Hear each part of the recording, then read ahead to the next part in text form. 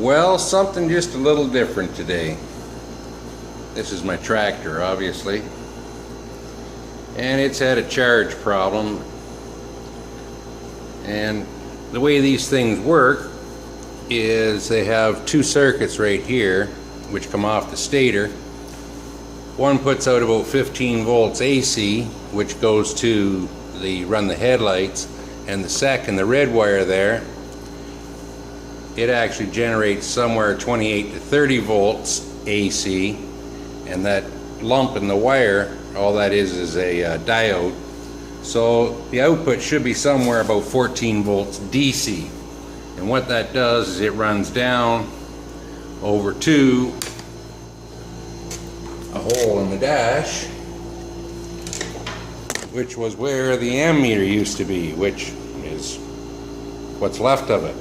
Now, it hasn't worked in probably 10 years or so, but it charged, so why would I care?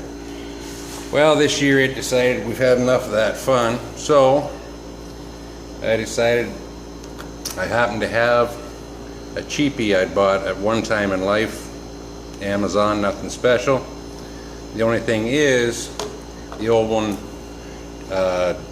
monitored the positive side, where the new one monitors the negative side. So what I did is I took the two wires that ran to the old one, hooked them together.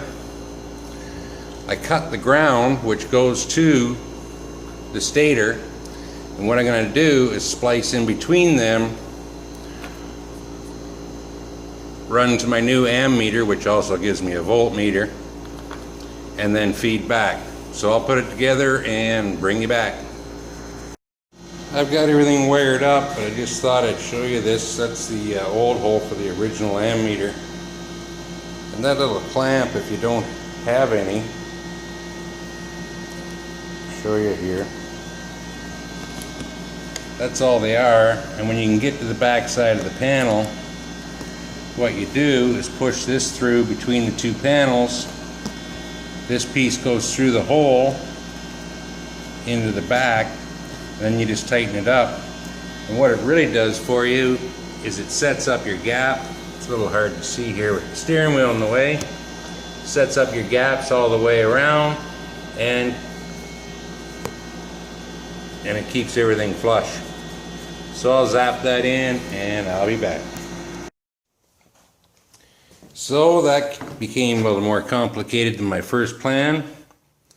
So anyway, problem is when you hook the two positives together, what that does, it keeps the little gauge live all the time, because the ignition switch uses that feed to trigger this solenoid. So anyway, what I did, I could have wired it all through a relay.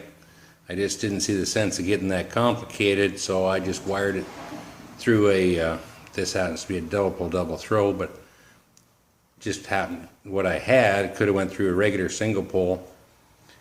And so you just flip the switch on, feeds power to the ignition, it starts, it charges.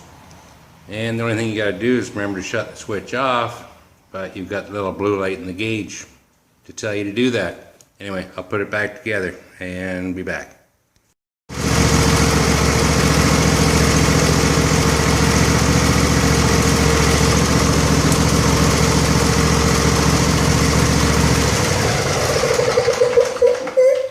So that's my Sunday afternoon entertainment. And yeah, dark out. Guess I'm not cutting the grass today. So I've started work on a 31 Model A. I wasn't looking for it. It looked for me. And I'm not doing it here right now. I'm just doing the fab work, trying to make a body out of it. And doing that another guy's place. It's actually a car club that he belongs to. So I don't know if I'll do probably just some little vids just to show you what's going on and how it progresses. So that'll be a little sporadic, but we'll go from there.